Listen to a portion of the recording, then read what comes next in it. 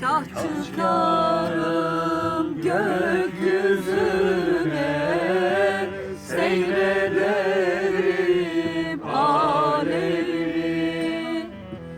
Kah inerim yeryüzüne, seyreder alem beni.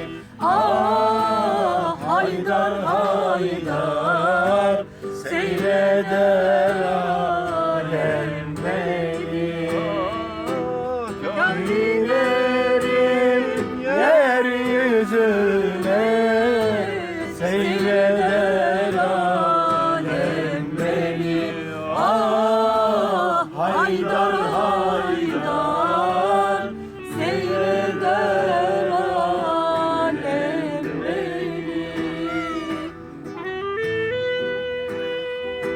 Anne.